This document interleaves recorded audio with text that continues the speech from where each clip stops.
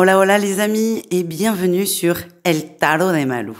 Dans cette vidéo, on va regarder votre horoscope pour la semaine qui arrive, à savoir du 2 au 8 septembre 2024. Ça y est, c'est la rentrée et ce sont des tirages assez chamboulants quand même, disons-le. Donc comme toujours, je vous invite à ne prendre que ce qui vibre avec vous, ce qui vous fait du bien, ce qui vous permet d'avancer. Si c'est pour se plomber ou être triste, ça n'a pas d'utilité, donc vous laissez de côté. Je vous invite évidemment à aller voir tous vos signes, votre signe solaire, votre ascendant et le lunaire. Le lunaire est plutôt mieux adapté pour tout ce qui est sentimental, pour tout ce qui est affectif. Donc n'hésitez pas à jongler, à croiser les informations. Et encore une fois, ne prenez que ce qui vibre avec vous. Personne n'a la vérité absolue, surtout pas moi. Donc faites preuve de discernement et aussi n'oubliez jamais que vous avez votre propre libre arbitre. C'est plutôt sympa comme concept d'ailleurs. Si vous désirez approfondir, il reste quelques créneaux pour le mois de septembre. Donc n'hésitez pas à prendre rendez-vous sur mon site letarotdemalou.com. Cette semaine, je ne serai pas trop là. Je prends 3 jours de vacances. Donc on va se passer de quotidienne, mais c'est pas grave, c'est pour mieux revenir la semaine suivante. Donc je vous souhaite une très belle rentrée à tous, je vous fais de gros bisous, je vous dis à tout vite et surtout je vous laisse avec votre signe. Les cancers, coucou, c'est à votre tour de voir vos énergies pour cette semaine. J'espère que vous allez bien les amis et on y va. Bah écoutez, ça sort vite. Ok, vous êtes déterminés là, vous foncez, vous foncez, vous foncez. Vous attaquez ce mois de septembre, cette rentrée, si vous êtes concerné, avec beaucoup de fougue, beaucoup d'objectifs et une très très grande détermination. C'est plutôt un très très bon tirage. Alors, un très bon début de tirage, on dira. Les cancers, votre atout, c'est que il y a eu des déconvenues là par le passé, des déceptions, des déconvenues. Vous avez peut-être dû ronger votre frein parce que les événements s'étaient bousculés, parce que vous avez certainement été dépassé. Sauf que l'atout, c'est que vous avez fait un bilan et vous avez tiré des bonnes conclusions de ces expériences qui n'ont pas forcément été faciles. En tout cas, ce qui sort, c'est que vous avez compris des événements, des choses, et là, vous êtes d'attaque pour vous remettre en selle et vous le faites plutôt bien. Le défi, le challenge, vous vous sentez quand même un peu isolé, incompris aussi parfois. C'est comme si vous deviez faire ça tout seul. Vous pouviez avoir tendance à attendre des autres qui vous aident, qui vous portent, qui vous poussent. Là, non, vous êtes solo. C'est vraiment une expérience forte, importante pour vous. Le tout, c'est d'accepter ça. Mais pour moi, c'est ok, vous le faites. Ça vous fera des petits pincements. Peut-être qu'à des moments, vous auriez besoin d'avoir l'avis d'un tel ou d'un tel. Mais vous allez accepter que c'est votre chemin, votre expérience, votre combat. Et vous allez accepter de remplir la mission tout seul. Et c'est votre grande réussite.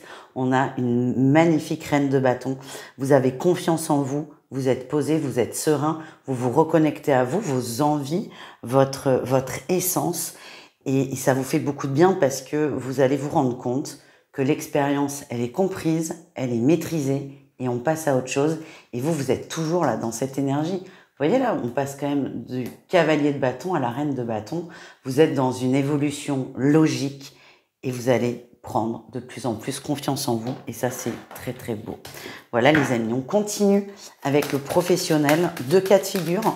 On va commencer avec les cancers en recherche d'emploi. Votre atout et votre défi. Alors l'atout, c'est que vous êtes déterminé, vous êtes motivé, vous avez peut-être aussi des nouvelles idées, des nouvelles envies. C'est possible que vous vous orientiez vers un autre boulot ou peut-être un autre lieu de travail. En tout cas, il y a une idée là qui a germé, quelque chose qui vous a pété à la figure et vous dites pourquoi pas. Et c'est exactement ça que vous allez exploiter. Le défi, c'est de trop en faire, de vous fatiguer dans cette recherche. Prenez le temps, il n'y a pas de deadline. Alors peut-être quand même que vous êtes contraint par le temps ou les finances, ça il n'y a pas de problème, on le comprend. Mais ne vous mettez pas bien en tête qu'il faut que ce soit plié en 2 jours. Parce que vous allez vraiment mettre beaucoup de cœur là-dedans, ça risque de vous fatiguer physiquement. Voilà ce que j'ai. Et les cancers qui travaillent, qu'est-ce qu'on a pour vous? Ok, une très bonne nouvelle au travail. Alors, très bonne nouvelle. Oui et non. Il y a des bonnes nouvelles. Il y a une bonne nouvelle. Il y a une nouvelle qui plane. Il y a une rumeur qui plane. Mais c'est pas une rumeur, hein, c'est quelque chose de réel. Hein. Par exemple, il y a un poste à pourvoir. C'est des bruits de couloir, mais les bruits de couloir, ils sont justifiés. Le défi, le challenge, c'est que vous, comment dire, cette nouvelle, elle vous concerne. Vous savez que vous pouvez la tourner à votre avantage et que ça peut vous servir, on va dire. Mais en toute bienveillance, attention. Le défi, c'est que vous n'êtes pas le seul et qu'il y a peut-être des gens beaucoup moins sympas que vous qui sont prêts à se positionner. Par exemple, si c'est sur un nouveau poste, on vous dit, perdez pas de temps. C'est ça l'énergie. Il y a une opportunité énorme dans le boulot.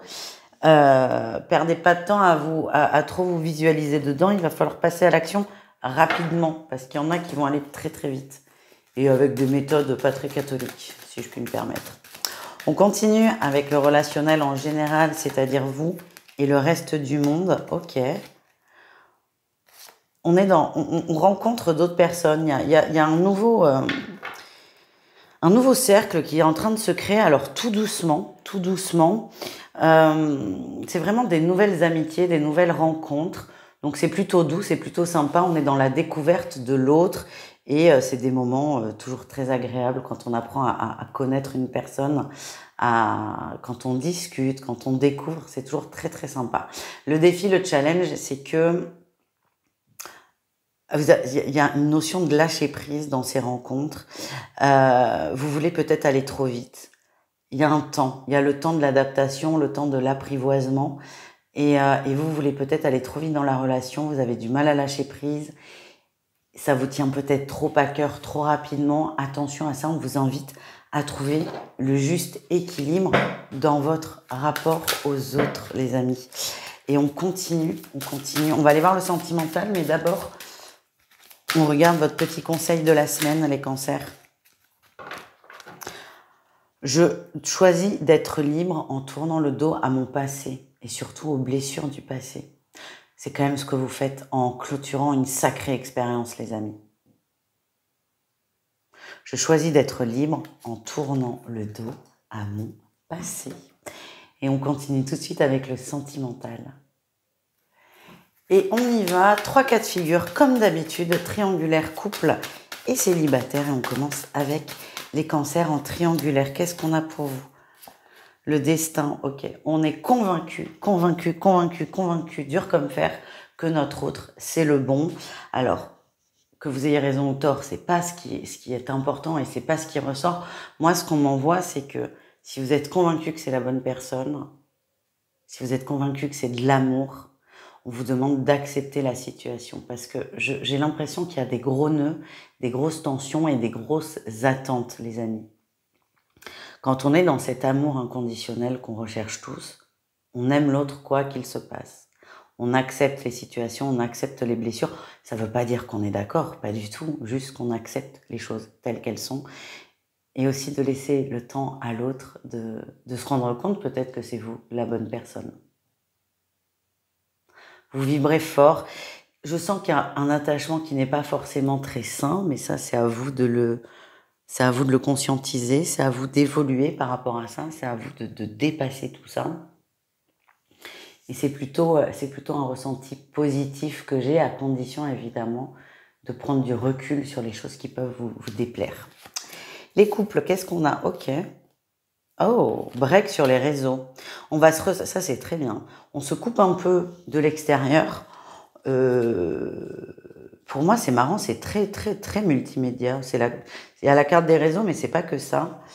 C'est comme si vous aviez l'habitude de jouer, par exemple, ou de discuter avec vos potes, ou de passer beaucoup de temps sur les réseaux sociaux. Et là, cette semaine, vous décidez de ralentir. Et je vois qu'en se coupant de l'extérieur, comme ça, on se rapproche encore plus de son autre, on passe beaucoup de moments. C'est peut-être un choix que vous allez faire tous les deux, de laisser le téléphone de côté dès que vous rentrez le soir à la maison et de n'être que ensemble, en famille. On coupe un peu avec les perturbations extérieures et on se recentre sur le couple. C'est plutôt pas mal. Et on termine avec les célibataires. Oh, on a le début de l'amour, là, le début d'une romance.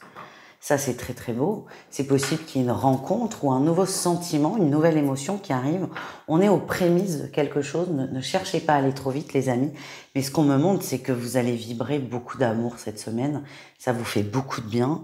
Vous êtes dans la joie, dans le bonheur. Il y a une énergie de béatitude aussi. Restez dans ces vibrations. Profitez et surtout profitez de chaque instant. Voilà les amis, je vous souhaite une excellente rentrée, une excellente semaine et je vous dis à tout vite. Ciao.